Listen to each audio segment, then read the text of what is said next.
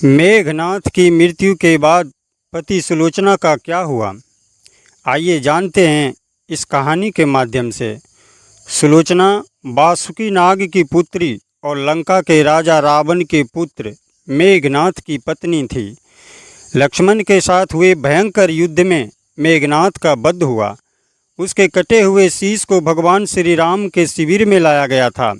अपने पति की मृत्यु का समाचार पाकर सुलोचना ने अपने ससुर रावण से राम के पास जाकर पति का शीश लाने की प्रार्थना की, किंतु रावण इसके लिए तैयार नहीं हुआ।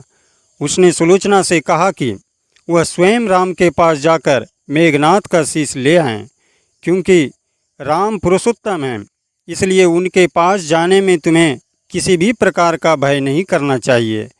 रावण के महापराक्रमी पुत्र मेघनाथ का वध करने की प्रतिज्ञा लेकर लक्ष्मण जिस समय युद्ध भूमि में जाने के लिए प्रस्तुत हुए, तब राम उनसे कहते हैं, लक्ष्मण, रण में जाकर तुम अपनी वीरता और कौशल से रावण पुत्र मेघनाथ का वध कर दोगे, इसमें मुझे कोई संदेह नहीं है।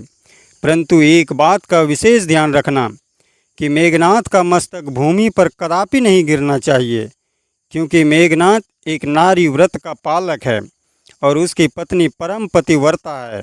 ऐसी साध्वी के पति का मस्तक अगर पृथ्वी पर गिर पड़ा तो हमारी समस्त सेना का ध्वंस हो जाएगा और युद्ध में विजय की आशा त्याग देनी पड़ेगी। लक्ष्मण अपनी सेना लेकर चल पड़े। सम्रभूमि में उन्होंने वैसा ही किया। युद्ध में अपने वाणों से उन्होंने मेघनाथ का मस्तक उतार लिया, पर उसे पृथ्वी पर नहीं गिरने दिया। हनुमान उस मस्तक को रघुनंदन के पास ले आए। मेघनाथ की दाहिनी भुजा आकाश में उड़ती हुई उसकी पत्नी सुलोचना के पास जाकर गिरी। सुलोचना चकित हो गई। दूसरे ही क्षण अनंत दुख से कातिर होकर विलाप करने लगी, पर उसने भुजा को स्पर्श नहीं किया। उसने सोचा, संभव है यह भुजा किसी अन्य व्यक्ति की हो।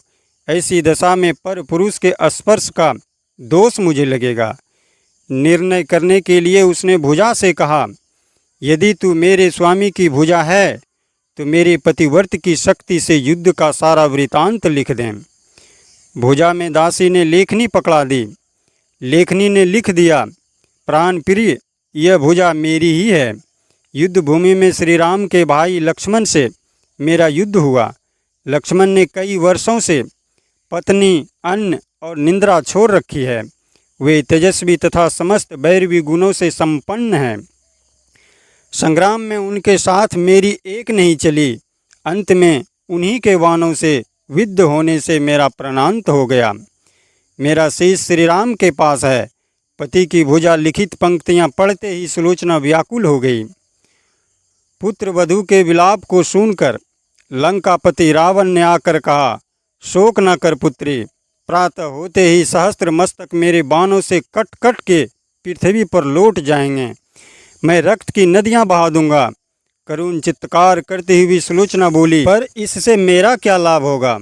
सहस्त्र क्या, करोड़ों शीश भी मेरे स्वामी के शीश के अभाव की पूर्ति नहीं कर सकेंगे। सुलोचना ने निश्चय किया कि उसे अब सती हो जाना चाहिए, किंतु पति का शव तो राम दल में पड़ा हुआ था। फिर वह कैसे सती होती? जब अपने ससुर रावण से उसने अपना अभिप्राय कहकर अपने पति का शव मंगवाने के लिए कहा, तब रावण ने उत्तर दिया, देवी, तुम स्वयं ही राम दल में जाकर अपने पति का शव प्राप्त करो। जिस समाज में बाल ब्रह्मचारी हनुमान, परम जितेंद्रिय लक्ष्मण तथा एक पत्नी वृत्ति भगवान श्री राम विद्यमान हैं, उस समाज में तुम्हें जाने से डरना नहीं चाहिए। मुझे विश्वास है कि इन अस्तुत्य महापुरुषों के द्वारा तुम्हें निराश नहीं लौटाई जाएगी। सुलोचना के आने का समाचार सुनते ही श्री राम खड़े हो गए और स्वयं चलकर सुलोचना के पास आए और बोले, देवी, तुम्हारे पति विश्व के अनंतम योद्धा और पराक्रमी थे। उनमें बहुत से सद्गुण थे, किंतु विधि की लिखी को कौन बदल सकता है? आज तुम्हें इस तरह देखकर मेरे मन में पीड़ा हो रही है। सुलोचना भगवान की स्तुति करने लगी। श्री राम ने उसे बीच में ही चकते हुए कहा, देवी, मुझे लज्जित ना करो। पतिव्रता की महिमा अपार है, उसकी शक्ति की तुलना नहीं है।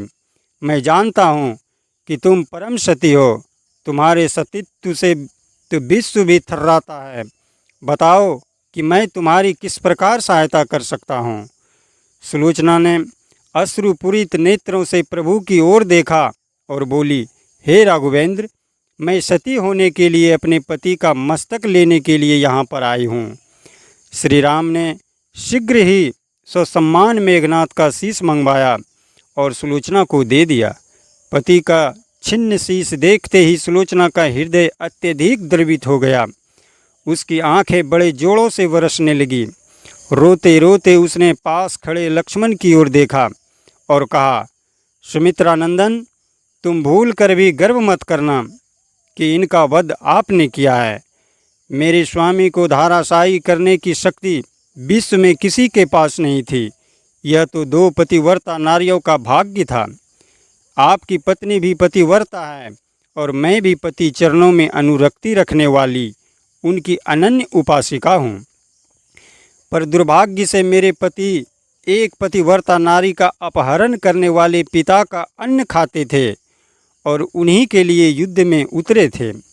इसी से मेरे जीवन धन परलोक सिधारे। सभी योद्धा सुलोचना को राम शिविर में देखकर चकित थे। वे यह नहीं समझ पा रहे थे कि सुलोचना को यह कैसे पता चला कि उसके पति का शीश भगवान राम के पास है। जिज्ञासा शांत करने के लिए सुग्रीव ने पूछ ही लिया कि यह बात उन्हें कैसे ज्ञात हुई कि मेघनाथ का शीश श्री राम के शिविर में है। सुलोचना ने स्पष्टता से बता दिया, मेरे पति की भुजा युद्ध भूमि से उड़ती हुई मेरे पास चली गई थी। उसी ने लिख कर मुझे बता दिया। व्यंग्य भरे शब्दों में सुग्रीव बोल उठे, निष्प्रभः, यदि लिख सकती है फिर तो यह कटा हुआ सिर भी हंस सकता है। श्री राम ने कहा, व्यर्थ बातें मत करो मित्र। पतिव्रता के महामदय को तुम नहीं जानते। श्री राम की मुख कृति देखकर सुलोचना उनके भावों को समझ गई। उसने कहा, यदि मैं मन, वचन और कर्म से पति को देवता मानती हूँ तो मेरे पति का यह निर्जीव मस्तक हंस उठे। सुलोचना की बात पूरी भी नहीं हुई थी कि कटा हुआ मस्तक जोरों से हंसने लगा। यह देखकर सभी दंग रह गए। सभी ने पतिव्रता सुलोचना को प्रणाम किया। सभी पतिव्रता की महिमा से परिचित हो गए थे। चलते समय सुलोचना ने श्री राम से प्रार्थना की, भगवान, आज मेरे पति की अंत्योष्टि क्रिया है और मैं उनकी सहचर उनसे मिलने जा रही हूँ, अतः आज युद्ध बंद रहे। श्री राम ने सुलोचना की प्रार्थना स्वीकार कर ली। सुलोचना पति का सिर लेकर वापस लंका आ गई। लंका में समुद्र के तट पर एक चंदन की चिता तैयार की गई। पति का शीश गोद में लेकर सुलोचना चिता पर बैठी और धधकती हुई अग्नि में कुछ ही क्षणों में सती हो गई। दोस्तों, आपको यह कथा कैसी लगी कृपया कमेंट करके ज़रूर बताइए और कमेंट में जय श्री राम ज़रूर लिखें। वीडियो पसंद आया हो तो लाइक करें और ऐसे ही और भी बहुत सारी कहानियाँ कथाओं एवं जानकारियों को सुनने के लिए चैनल को सब्सक्राइब ज़रूर करें। धन्यवाद। जय जय श्री राम।